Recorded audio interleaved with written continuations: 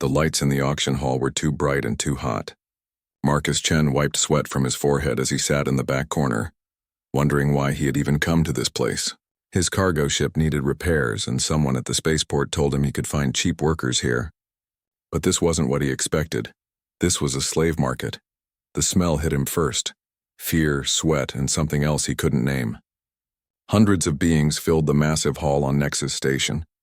Rich merchants in fancy clothes sat in the front rows.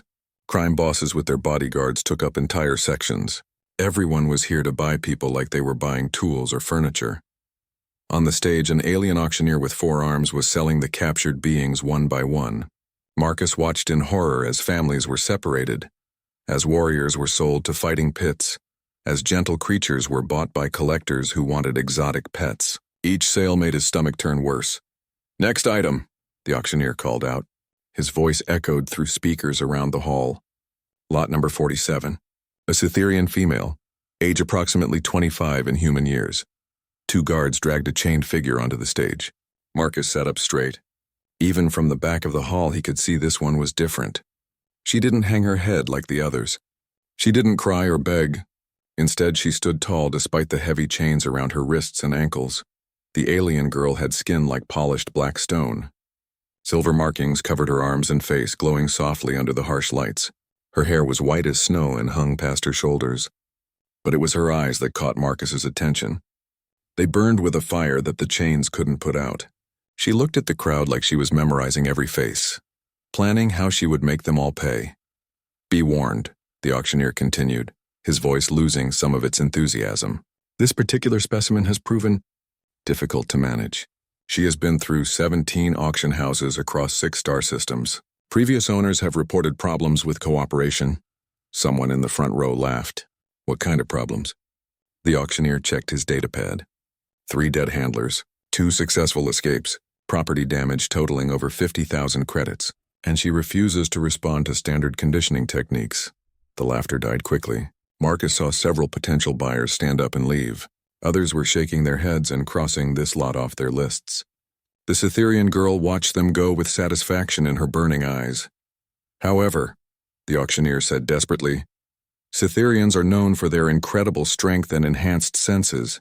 With the right approach, she could be valuable for mining operations, heavy labor, or—" He paused, looking at some of the more unsavory buyers.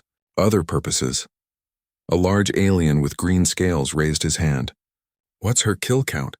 "Officially, 3. Unofficially—" The auctioneer shrugged with all 4 arms. The green alien put his hand down. Marcus found himself leaning forward. Something about this girl reminded him of stories his grandmother used to tell about the old days on Earth. Stories about people who refused to be broken no matter what was done to them. People who kept their dignity even when everything else was taken away. "Opening bid is 5,000 credits, the auctioneer announced. No hands went up. 4,000. Still nothing. 3,000. "Come now, she's a Cytherian. Look at those muscles. Imagine what she could do in your minds." The girl's head turned slightly. Her eyes found Marcus across the crowded hall. For a moment, they stared at each other. He saw something in her gaze that made his chest tight. It wasn't hope. Hope had been beaten out of her long ago. It was determination. Even now, chained on a stage in front of hundreds of potential owners, she was planning her next escape.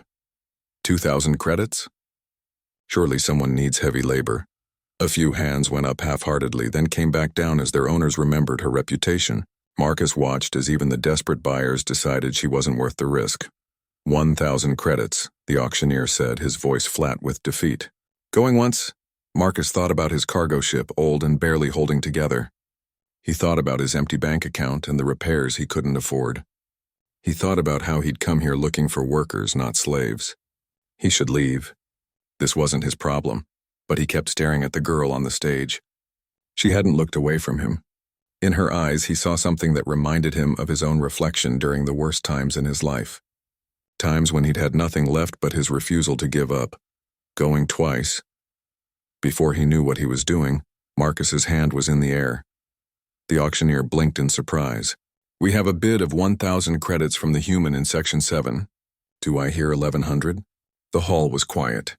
Everyone turned to look at Marcus. Some were curious about the human who would take on the untamable Cytherian. Others looked at him like he was insane. A few seemed impressed by either his courage or his stupidity. Going once, going twice. Sold to the human for 1,000 credits. The gavel came down with a sound like a gunshot. Marcus sat there wondering what he had just done. Around him, the crowd was already losing interest and turning to the next lot. But the Cytherian girl was still looking at him. Her expression hadn't changed, but something flickered in her eyes. Curiosity, maybe, or calculation. 2 guards led her off the stage toward the processing area where buyers collected their purchases. Marcus made his way through the crowd, his legs feeling unsteady. Other buyers pushed past him, eager to bid on the next items. No one paid attention to the human who had just bought the galaxy's most troublesome slave. At the processing counter, a bored clerk handed Marcus a data pad. Ownership transfer, delivery options, and insurance forms. Sign here, here, and here. Cash or credit? Credit, Marcus said, his voice sounding strange to his own ears. Insurance? Highly recommended for this particular item. She's got quite a history. Marcus looked through the transparent barrier at the holding area. The Cytherian girl sat on a metal bench, still chained but somehow managing to look dangerous even while restrained. 2 heavily armed guards watched her nervously. No insurance, Marcus said. The clerk shrugged. Your funeral? Literally, maybe. Transport cage, or will you be handling restraint yourself? No cage. Now the clerk looked up from his screen. Sir, I have to advise against that. This one is classified as extremely dangerous. She's killed before and will kill again. Company policy requires no cage, Marcus repeated. The clerk made some notes on his screen, probably marking Marcus as another stupid human. Fine, your call. She's your problem now. Bay 94 for pickup. Good luck. Marcus walked toward the holding area, each step feeling heavier than the last. He had no idea what he was going to do with a slave, especially one with a reputation for murdering her owners. He had no plan, no experience with this, and definitely no way to control someone who had already proven she couldn't be controlled. The guards brought her out in full restraints, chains on her arms and legs, connected to a heavy belt around her waist. She moved with a fluid grace that the chains couldn't hide. When she saw Marcus waiting for her, she stopped and studied him with those burning eyes. This your first one? One of the guards asked Marcus. Bit of advice, don't turn your back on her, ever. Marcus nodded, but he was looking at the girl. Up close, he could see old scars on her arms and face. Someone had hurt her badly many times, but they hadn't broken her. She stood straight and proud, even loaded down with chains. What's your name? Marcus asked her. The guards laughed. She doesn't talk, one said. Not in any language we understand anyway. Probably planning how to kill you. But Marcus kept looking at her, waiting. After a long moment, she spoke in accented but clear human standard. Zara. The guard stopped laughing. Marcus led Zara through the corridors of Nexus Station toward his ship. The chains around her ankles made a soft clinking sound with each step. Guards and station workers moved out of their way, giving them plenty of space. Word traveled fast in places like this. Everyone already knew about the human who had bought the untamable Cytherian. The Wanderer's Rest sat in Docking Bay 94, looking exactly like what it was, an old cargo hauler that had seen better days. The hull was patched in a dozen places, and one of the engine pods leaked coolant in a steady drip. But it was Marcus's ship, paid for with 15 years of honest work, and it had never let him down yet. As they walked up the boarding ramp, Zara's eyes took in everything. Marcus could almost see her memorizing the layout, noting weak points and escape routes. She was planning something, probably how to steal his ship and leave him stranded on the station. Guest quarters are down this corridor, Marcus said, leading her past the cargo hold. It's not much, but it's private. Zara said nothing. She just followed, the chains making their soft music with each step. The guest cabin was small but clean. A bed, a desk, a small closet, and a window that looked out at the stars. Marcus had used it for storage until today. He'd spent the last hour clearing it out and making it livable. This is yours, Marcus said. He reached into his pocket and pulled out a small key. For the restraints? Zara stared at the key like it might be a weapon. In her experience, it probably was. Masters who removed chains usually wanted something in return, something she wasn't willing to give. I don't understand, she said carefully. Marcus knelt down and unlocked the shackles around her ankles. The heavy metal fell to the floor with a clang. Then he stood and unlocked the chains on her wrists. Zara rubbed her wrists where the metal had rubbed them raw, but her eyes never left Marcus's face. "You're free to go at our next port," Marcus said. "That's Kepler Station, about 3 days from here. They have regular transports to most of the outer systems." "Free?" The word came out like she was speaking a foreign language. "Free. No chains, no collar, no ownership papers. You can go wherever you want." Zara took a step back. Her hand moved toward the bed frame, probably checking if it could be used as a weapon. "What do you want?" "Nothing." "Everyone wants something." Marcus sat down on the edge of the bed, making himself smaller and less threatening. "My species used to own each other too. A long time ago, we learned it was wrong. So you buy slaves to set them free?" Zara's voice was full of suspicion. "How noble. How convenient. I've never bought anyone before. I came here looking for workers, not slaves. I saw you up there and—" Marcus paused, trying to find the right words. "You reminded me of someone." "Who?" "My grandmother. She lived through some bad times on Earth. Times when people like her weren't considered fully human. She used to say that freedom isn't something you can take from someone. You can take their choices, their safety, their hope. But freedom lives in here." Marcus tapped his chest. "And I could see it in your eyes. Even up on that stage, you were still free." Zara was quiet for a long moment. She walked to the window and looked out at the stars. "My people had a saying. A caged bird that refuses to sing is still free. I never understood it before. The Cytherians were warriors, weren't they? We were many things. Warriors, yes, but also artists, teachers, builders. We had cities that touched the clouds and songs that could make the stars weep." Her voice grew soft. "All gone now." "I'm sorry. Sorry doesn't bring back the dead." Zara turned from the window. "Why tell me I'm free and then lock me on your ship?" "The door doesn't lock from the outside. You can leave any time you want. But we're in deep space right now. Not many places to go." As if to prove his point, Marcus walked to the door and showed her the control panel. Simple buttons, no locks, no security codes. Just open and close. The galley is down the hall if you get hungry. Bridge is up the ladder if you want to see where we're going. Engine room is off limits. Not because you're not allowed, but because it's dangerous if you don't know what you're doing. Zara stared at him like he was speaking in another language. "You're giving me access to your entire ship?" "Why not? I could kill you in your sleep." "You could," Marcus agreed. "You could also steal my ship, lock me in here, and sell me at the next slave market. Turnabout is fair play, right?" "You're insane." "Maybe, but I'm not your owner, Zara. I'm just someone who gave you a ride." Marcus headed for the door. "I'll be on the bridge if you need anything. We'll reach Kepler Station in 3 days." After he left, Zara stood in the middle of the small room for a long time. She tested the door. It opened easily, just like he said. She walked through the ship, exploring every corridor and compartment. Marcus was right about the engine room being dangerous. She could hear the old reactor struggling to maintain power. But she also found the galley, the bridge, and even Marcus's own quarters. His cabin was smaller than the one he'd given her. That night, Zara didn't sleep. She sat by the window, watching the stars and planning. She could take this ship easily.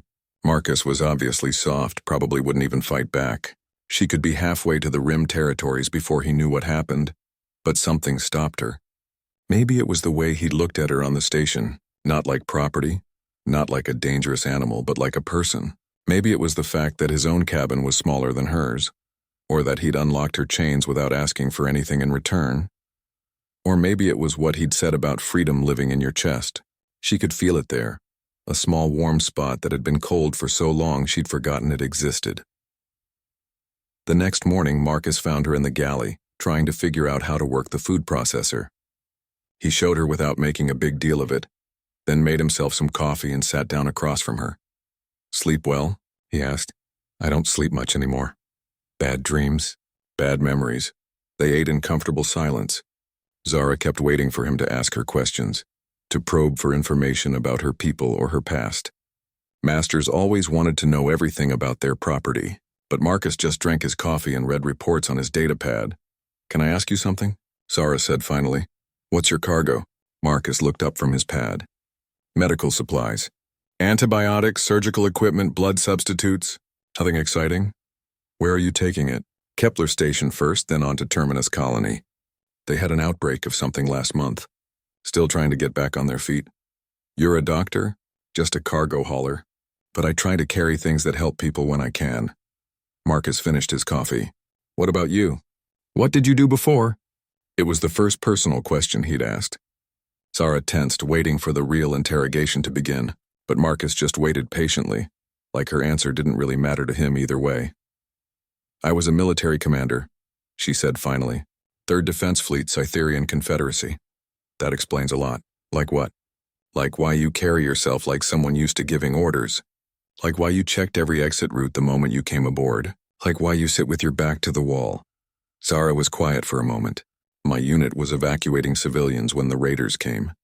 We held them off long enough for the transport ships to escape.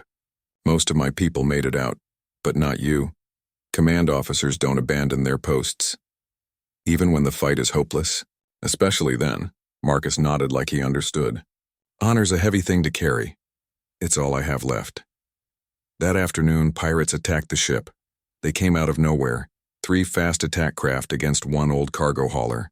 Marcus was on the bridge trying to plot a course around an asteroid field when his sensors started screaming warnings. Zara, he called over the intercom. We've got company. She was in the engine room, where she'd been spending most of her time. The struggling reactor reminded her of injured soldiers. It just needed someone who understood how to help it. She'd been making small adjustments, nothing that would harm the ship, just helping it run a little smoother. When Marcus's warning came through, Zara felt something she hadn't felt in a long time. The urge to fight back. She could have hidden in her room.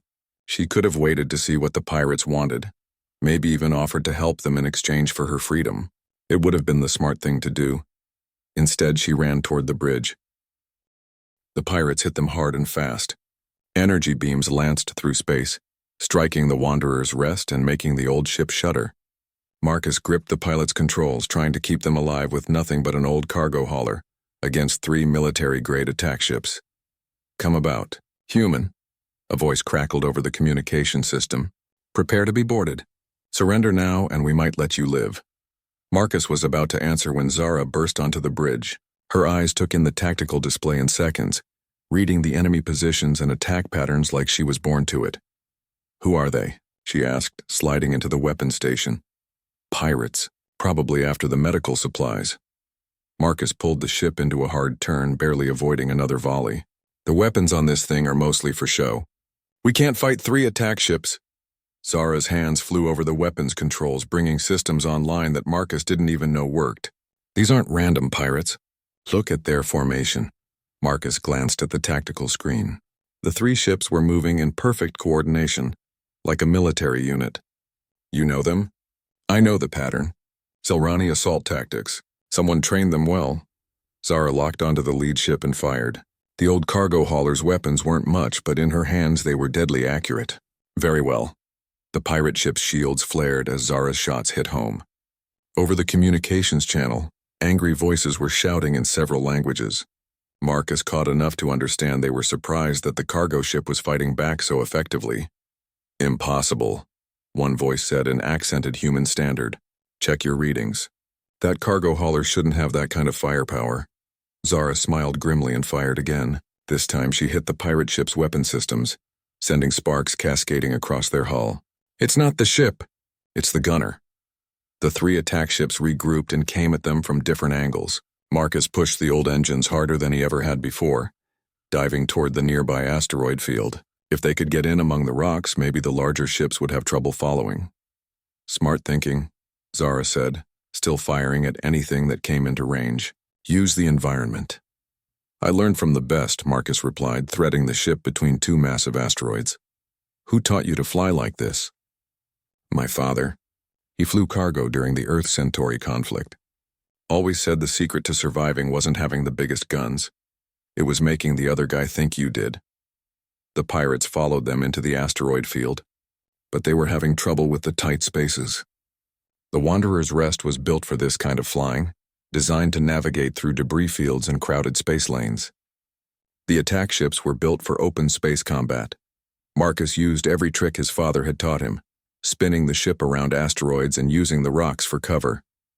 Zara kept up a steady stream of fire, not trying to destroy the enemy ships but targeting their sensors and weapons. She was fighting like a soldier, not a pirate, trying to disable rather than kill.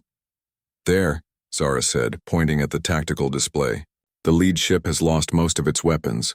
If we can take out their engines, the others might withdraw. Marcus lined up the shot, bringing them in close to the damaged pirate ship. But as they approached, something on Zara's face changed. Her eyes widened and her hand froze over the weapons controls. "What is it?" Marcus asked. "That ship. I know that ship." Zara's voice was barely a whisper.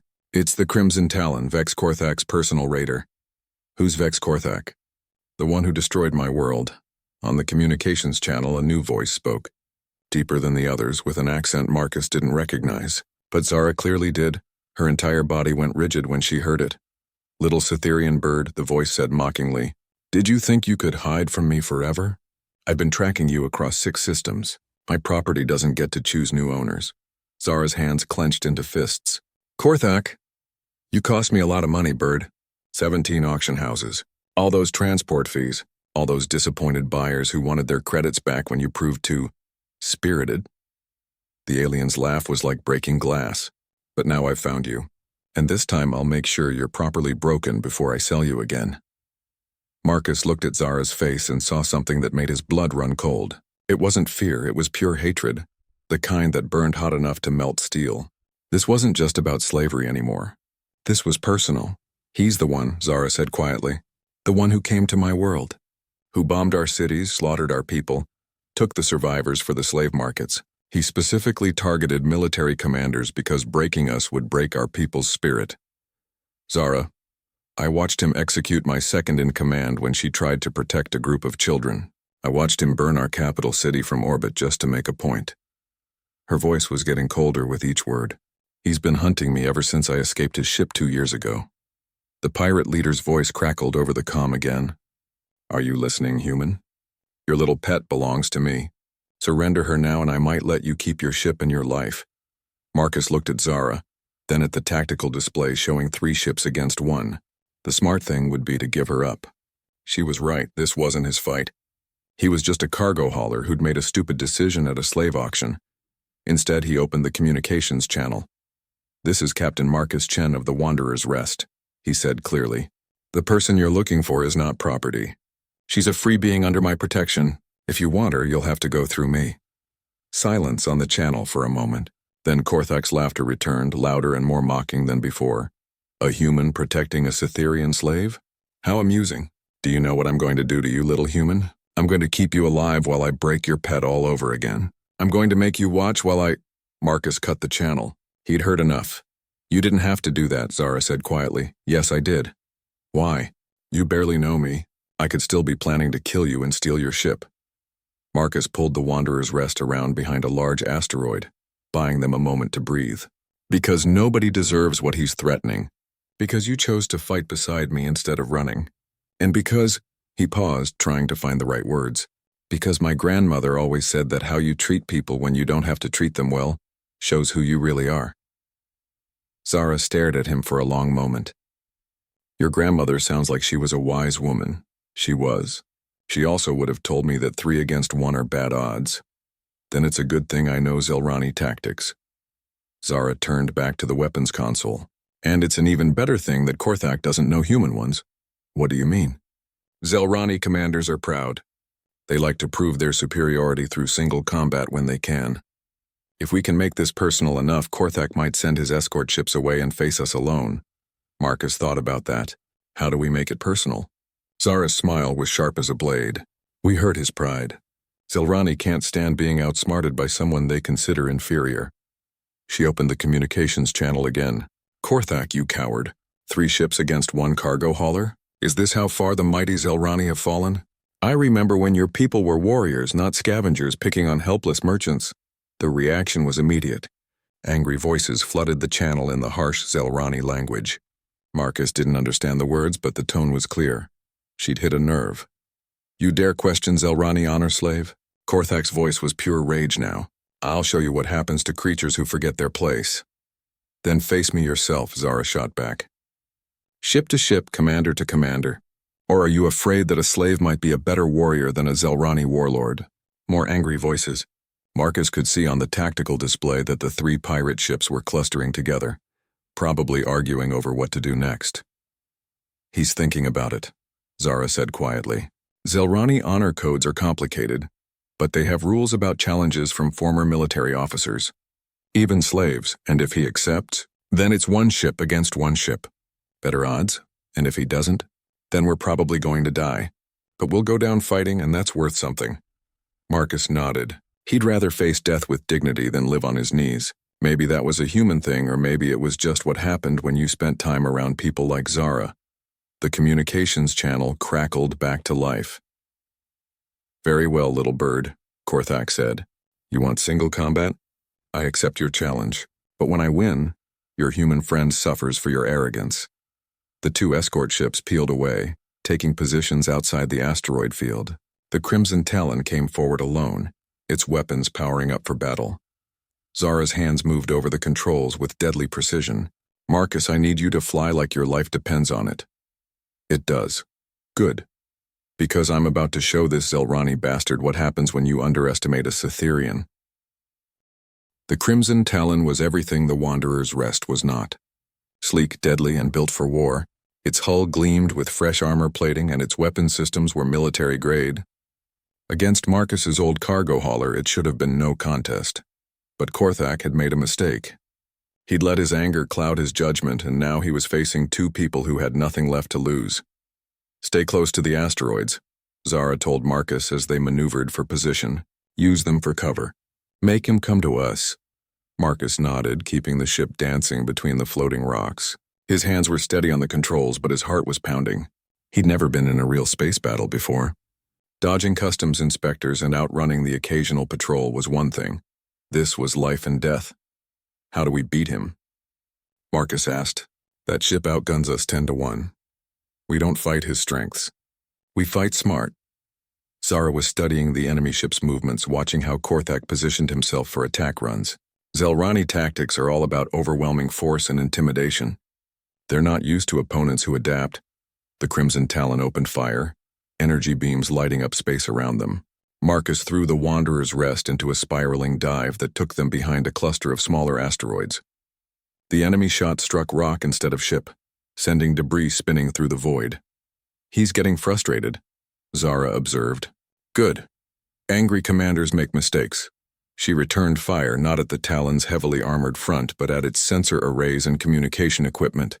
Each shot was precise, calculated to cause maximum disruption with minimum firepower.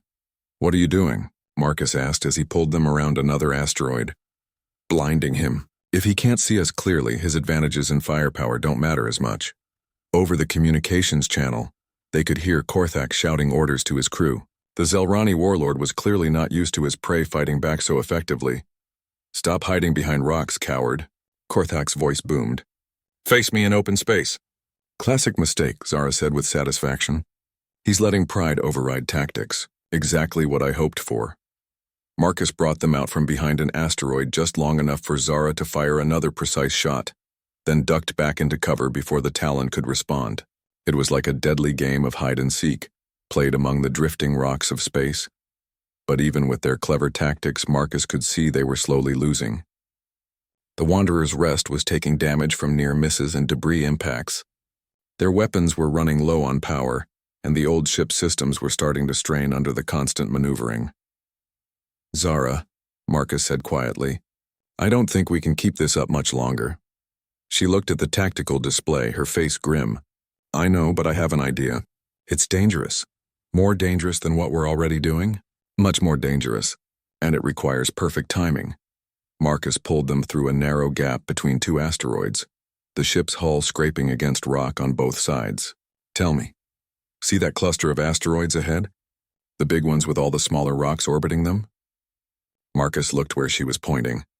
It was a chaotic jumble of spinning rocks from house-sized boulders to chunks the size of his fist. Navigation scanners showed it as a red zone, too dangerous for normal ship traffic. If we can lure him in there and time it right, we might be able to use the asteroids themselves as weapons. How? Zelrani ships are built for open space combat. They're powerful but not very maneuverable. If we can get him to follow us into that field and then trigger a collision cascade, Marcus understood immediately. The asteroids would smash into each other like dominoes. Anything caught in the middle would be crushed. Exactly. but the timing has to be perfect. We'd need to get out of the field at exactly the right moment, leaving him trapped inside when the rocks start moving. And if we're off by even a few seconds, we get crushed too. Marcus looked at the asteroid field, then at the tactical display showing the Crimson Talon moving to intercept them. Do it. Marcus, you don't understand. This isn't just dangerous, it's probably suicide. The chances of getting the timing right are... Zara. Marcus turned to look at her directly. 2 days ago you were a slave on an auction block. Today you're free and fighting beside someone who considers you an equal. Sometimes the impossible happens. Sometimes the good guys win. She stared at him for a moment, then nodded slowly. Your grandmother really did raise you right? Let's hope so. Because we're about to find out if being raised right is enough. Marcus turned the ship toward the asteroid field and opened the throttle all the way. The Wanderer's Rest shot forward like an arrow, heading straight for the dangerous jumble of rocks ahead. Behind them, Korthak took the bait. Running away, little bird? The Zelrani commander laughed over the communications channel. There's nowhere to hide in there. I'll crush you against the rocks myself if I have to. The Crimson Talon followed them into the asteroid field, its weapons charging for a killing shot. Marcus could feel sweat running down his back as he navigated between the spinning rocks. One mistake, one moment of inattention, and they'd be smeared across an asteroid like paint. Almost there, Zara said, her voice tense with concentration. She was working furiously at her console, calculating trajectories and collision patterns. Hold course for 10 more seconds. Behind them, the Talon was gaining ground. Korthak was pushing his ship hard, determined to end this chase once and for all. Energy beams flashed past the Wanderer's Rest, coming closer with each shot. 5 seconds, Zara called out. An energy beam struck their rear shield, sending sparks cascading across the bridge. Warning lights flashed as systems overloaded. 3 seconds. The Crimson Talon was right behind them now, so close Marcus could see the details of its hull plating. Korthak was probably smiling, thinking he had them trapped. Now, Zara fired a single, carefully aimed shot at a key asteroid. Not at the Talon, but at a massive rock that was slowly rotating near the center of the field. Her shot struck exactly where she'd calculated, sending the asteroid spinning out of its stable orbit. Marcus threw the Wanderer's Rest into the most violent turn of his life, pulling them away from the asteroid field just as chaos erupted behind them. The asteroid Zara had hit crashed into another rock, which spun into a third, which collided with a fourth. In seconds, the entire field was in motion, massive chunks of stone smashing into each other in a deadly chain reaction. Korthak realized what was happening a moment too late. He tried to turn the Crimson Talon around, but the ship was too deep in the field and moving too fast. Asteroids closed in around him like the jaws of a trap. Impossible. His voice screamed over the communications channel. You can't defeat me. I am Vex Korthak! I am Zelrani. His voice cut off as a house-sized asteroid smashed into the Talon's engine section. The ship spun helplessly, its hull cracking under the impact. More rocks followed, pounding the once mighty warship into scrap metal. Marcus and Zara watched from a safe distance as the asteroid field settled back into stability. Where the Crimson Talon had been, there was now only debris and silence. Is he? Marcus started to ask. Dead, Zara said quietly. No one could survive that. They sat in silence for a moment, watching the asteroids drift peacefully through space as if nothing had happened. Marcus felt strange, relieved, exhausted, and somehow sad all at the same time. The other ships are leaving, Zara observed, checking the tactical display. Without their leader, they won't risk attacking us. She was right. The 2 escort ships were already moving away, heading for the edge of the system at maximum speed. Pirates without a strong leader tended to scatter when things went bad. It's over, Marcus said. For now. Zara leaned back in her chair, looking older than her years. But there will be others. Korthak wasn't the only one involved in what happened to my people, and word will spread about what happened here. What do you mean? A human and a Cytherian just destroyed one of the most feared pirate captains in this sector of space, using an old cargo hauler and a handful of asteroids. That's the kind of story that travels fast. Marcus hadn't thought about that. He'd been focused on survival, not on the larger implications. Is that good or bad? Both. It might inspire others to fight back against slavers and pirates. But it will also make us targets for anyone who wants to prove they're tougher than Korthak was. So what do we do? Zara was quiet for a long moment, staring out at the stars. I've been thinking about that since yesterday. About what you said about freedom and choices and doing the right thing even when it's hard.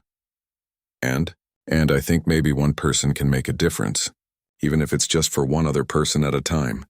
She turned to look at him. Korthak was collecting Cytherian military officers specifically, if he had records of where he sold them, where he was keeping others. Marcus understood what she was suggesting. You want to rescue them. I want to try, but I can't do it alone. And I can't ask you to risk your life for my people. You're not asking. I'm volunteering. Marcus, you don't understand what you're saying. This isn't just about fighting pirates anymore. We'd be going up against the entire slave trade network. People with real money, real power, real armies, and then we'll need help. From who? Marcus smiled, thinking about the conversation he'd had with his father years ago about making the other guy think you had bigger guns than you did. 6 months later, Marcus stood on the bridge of the Wanderer's Rest, looking out at something he'd never expected to see. Dozens of ships floated in formation around them. Cargo haulers like his own, converted passenger liners, retired military vessels, and even a few captured pirate ships. Each one carried freed slaves, former victims, and volunteers who had joined their growing movement. What had started as one human and one Cytherian had become something much larger. Final headcount is in, Zara reported from the communications station. 43 ships, over 2,000 people, the largest anti-slavery fleet ever assembled in this sector. Marcus nodded, still amazed by how quickly word had spread. After their confrontation with Korthak, they'd started small, rescuing a few slaves here, disrupting a trafficking operation there. But each success had brought more people to their cause. Former slaves who wanted revenge, honest traders tired of competing with slave-based operations, even some government officials who couldn't act officially but could provide information and supplies. Any word from the Confederation? Marcus asked. Ambassador Telvar says the vote is tomorrow. The Chen protocols have strong support, but there's still opposition from the Outer Rim corporations. The Chen protocols. Marcus still felt strange having anti-slavery legislation named after him. He'd tried to get them to call it something else, but the Galactic Confederation had insisted. Apparently, the story of a human buying a slave just to set her free had captured imaginations across the galaxy. Contact from the surface, reported their communications officer, a young Altarian who'd been rescued from a mining operation 3 months ago. The target facility is confirming our intel. 237 prisoners, including 42 Cytherians. Marcus felt his jaw tighten. This was the big one, a processing center run by Korthak's former partners. Intelligence reports suggested they were holding the largest group of Cytherian military officers ever captured. If the rescue succeeded, it would deal a massive blow to the slave trade in this entire sector. Defense grid? Zara asked. 6 orbital platforms plus a garrison of about 500 guards. It's heavily defended, but nothing we can't handle with the ships we have. Marcus looked at the tactical display. It would be their most dangerous operation yet. But they'd learned a lot in the past 6 months. The ragtag fleet around them had become an effective fighting force, using hit-and-run tactics and superior coordination to overcome larger, better-equipped enemies.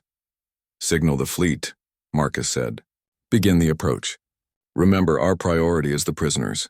We're not here for revenge. We're here to save lives. The battle for the slave facility was quick but intense. The freed slaves and volunteers who made up Marcus's fleet fought with a determination that their opponents couldn't match. They weren't fighting for money or territory. They were fighting for the most basic of all rights, the right to be free. Within 2 hours, it was over. The orbital platforms were disabled, the guards had surrendered, and rescue teams were already working to evacuate the prison complex on the planet's surface.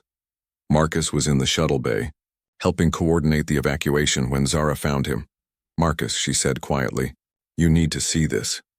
She led him to the medical bay where the rescued prisoners were being processed. Most were in bad shape, malnourished, injured, broken by months or years of captivity. But their eyes held something Marcus recognized. The same fire he'd seen in Zara's eyes on the auction block. They were still fighting, still refusing to be broken. Over here, Zara said, leading him to a bed where a heavily bandaged figure lay unconscious.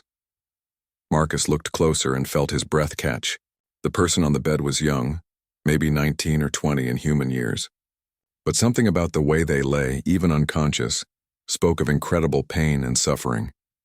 The guards called this one the Project, Zara explained, her voice tight with anger. They've been experimenting on prisoners, trying to find ways to break their will more effectively. This one has been their primary test subject for over a year. Marcus felt sick. Will they survive? Physically, yes. But mentally, Zara shook her head. The doctors aren't sure. The psychological damage might be too severe. Marcus looked down at the young prisoner, thinking about the long road to recovery ahead. It wasn't enough to just free people from their chains. True freedom meant helping them heal, giving them hope for the future. We'll help them, he said firmly. All of them. Whatever it takes. Marcus, Zara's voice was softer now. There's something else. We found Korthak's records in the facility's computer system, complete lists of where every prisoner was sold, who bought them, where they're being held. Thousands of names, Marcus. Thousands of people still out there. Marcus closed his eyes for a moment, feeling the weight of responsibility settle on his shoulders. They'd freed a few hundred people today, but thousands more were still waiting for rescue. The job was bigger than he'd ever imagined. Then we keep going, he said simply. 3 weeks later, Marcus stood in the council chambers of the Galactic Confederation on Centauri Prime.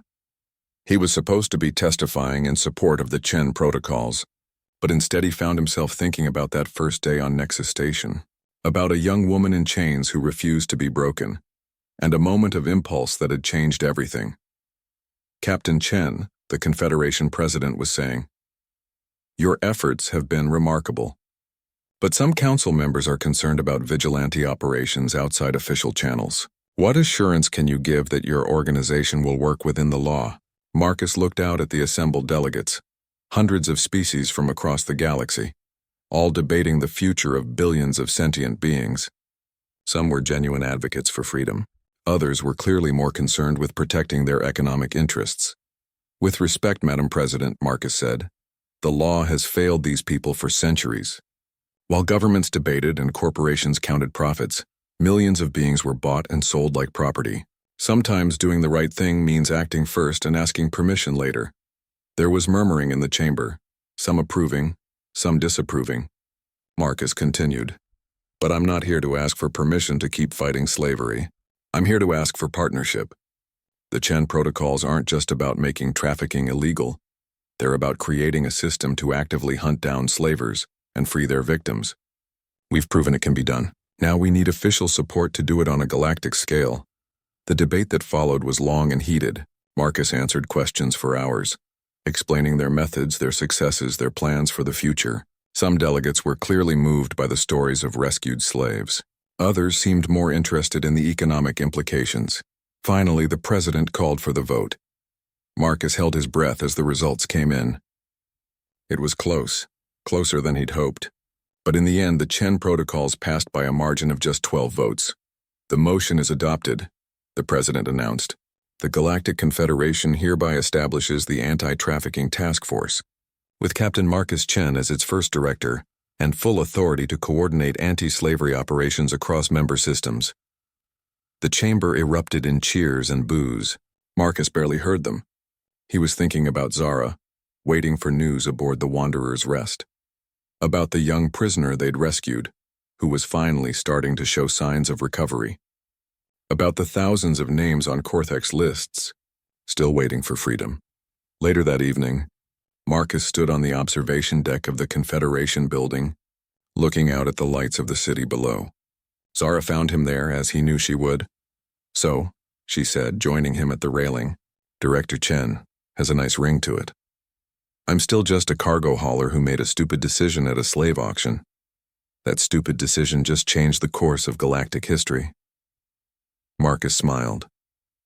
"We changed it, all of us. Everyone who chose to fight instead of looking the other way." They stood in comfortable silence for a while, watching the city lights twinkle like stars. Finally, Zara spoke again. "There's something I need to tell you. About that day at the auction? What about it?" "I knew what you were going to do before you did it." Marcus looked at her in surprise. "How?" "Because I was watching you the whole time. I saw you watching me, saw the expression on your face. I've seen enough masters to know what they look like when they want something. But you," she paused, "you looked at me like I was a person. Like I mattered. You did matter. You do matter. That's what I'm trying to say. In that moment, before you even raised your hand, I made a decision. If you bought me, I wouldn't try to escape. I would give this strange human a chance to prove he was different. And if I hadn't been different? Zara smiled, and for the first time since he'd known her, it was a completely happy smile. Then you would have been dead within a week. But you were different. You were everything I hoped humanity could be, but never dared to believe actually existed.